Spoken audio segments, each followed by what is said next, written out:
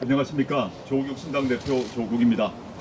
중동 전쟁이 6주째 이어지고 있습니다. 우리 경제와 민생은 이미 적잖은 충격을 받았습니다. 원자재 부족과 불확실성 확대 등 파고가 얼마나 높아질지 걱정입니다. 정전이 돼도 상처가 회복되기까지는 시일이 걸립니다. 전쟁이 길어지면 고통은 더 커질 것입니다. 그렇기에 이번 26조 2천억 원의 규모의 추가 경정 예산은 시적절합니다. 정부는 어렵게 되살린 경기 회복의 불씨가 꺼지지 않도록 신속한 재정 지원이 필요하다라고 추경 편성 이유를 밝혔습니다. 조국혁신당은 추경 편성의 필요성을 공감하며 지지합니다. 심의 과정에서 조정은 있겠지만 빠른 통과를 위해 노력하겠습니다. 추경안 처리의 즈음에 세 가지 말씀을 드리고자 합니다. 첫째, 신속 투입과 적재적소입니다. 추경의 성패는 돈이 얼마나 빨리 현장에 도달하느냐에 달려 있습니다.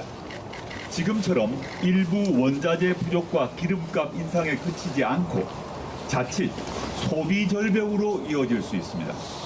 그때는 훨씬 많은 재정을 쏟아 부어도 효과를 거둘 수 없습니다. 지금은 호미로 막지만 이후에는 가래로도 못 막을 수 있습니다.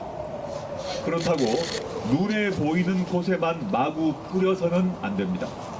당장 생계 위협을 받는 취약계층과 업종, 이미 피해가 발생한 곳, 선제적 투입이 필요한 곳 등 적절한 곳에 적절한 양이 투입돼야 합니다. 둘째, 컨틴전시 플랜을 세밀하게 짜야 합니다.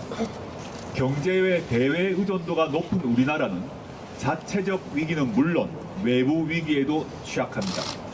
석유가가 배럴당 125달러, 150달러 그 이상 갈 수 있습니다. 환율도 계속 출렁일 수 있습니다. 정부, 기업, 국민 등 경제 주체의 단계별 위기 대응 전략이 필요합니다. 정부의 재정과 세제 정책, 기업의 부문별 대응안, 승용차 구제 실시, 물, 전기 절약 같은 국민의 행동 요령 등입니다. 에너지 소비 감축 방안도 필요합니다. 무작정 에너지 비용을 지원만 할 수 없습니다.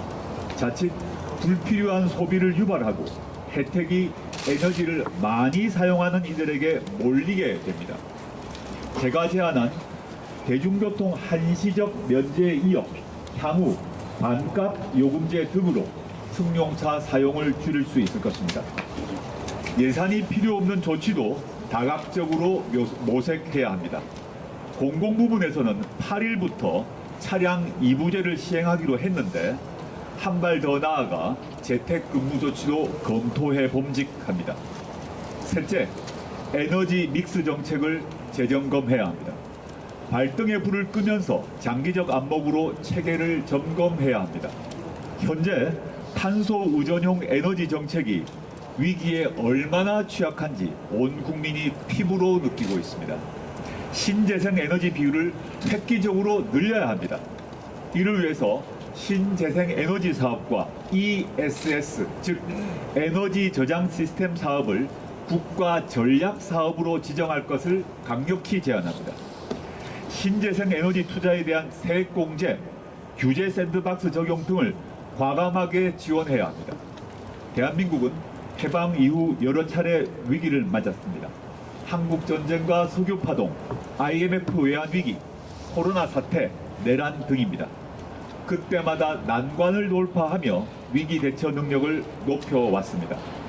코로나 사태 때 대한민국은 모범적 대처로 세계인의 찬탄을 받았습니다. 그 DNA 여전합니다. 이번에도 쉽지 않겠지만 대한민국은 극복할 것입니다. 위기를 다시 기회로 활용할 것이라는 확신을 갖습니다. 감사합니다.